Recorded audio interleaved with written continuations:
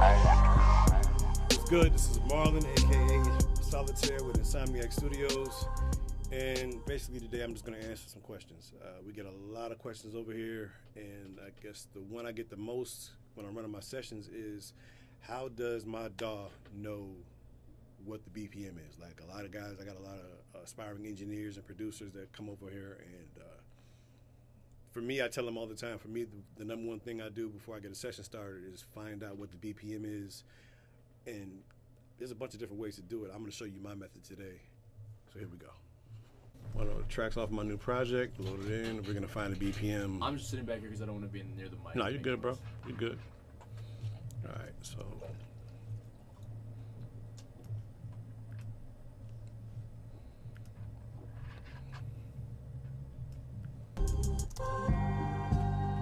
All right, so I don't care whose beat it is, what the beat is.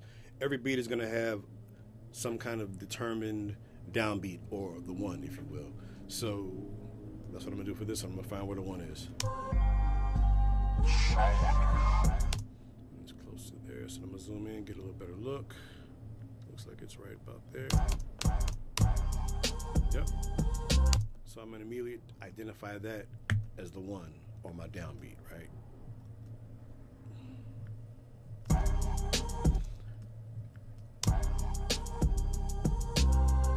Yep, and so from then, you're just gonna count. Like, always trust your ears. Stop trusting your eyes when it comes to anything you're doing on a computer, especially from an engineering or production standpoint.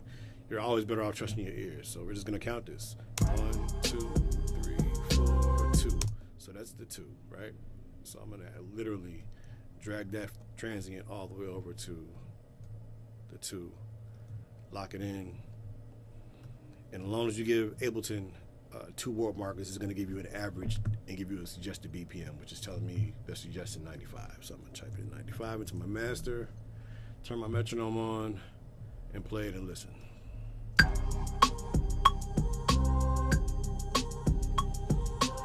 It sounds like it's pretty close, right?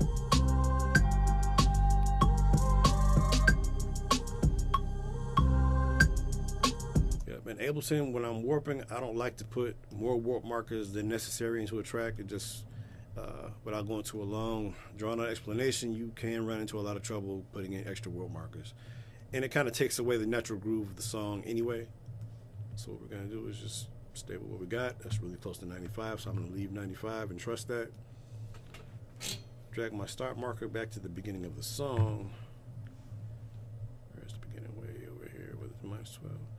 So even though it says minus 12, I'm going to right click on the start marker again, tell it the 1, and then I'm going to take this from the session view to the arrangement view where I can record.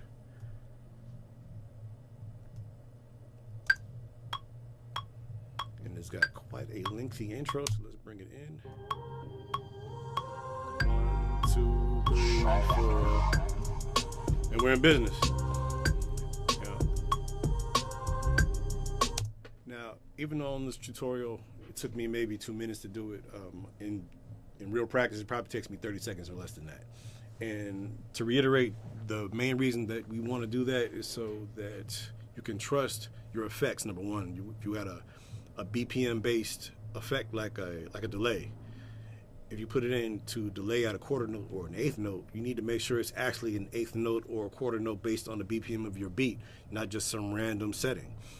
Another thing about it is, once you get it to the grid and it's BPM sync, you can do stuff like,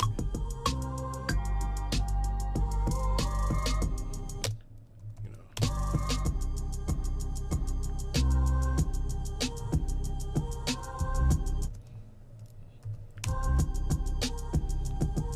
it just becomes very easy to get creative with your chops. All right, and that concludes our tutorial for today. Man, thanks for tuning in, and we'll see you next week with another question and another answer. Peace.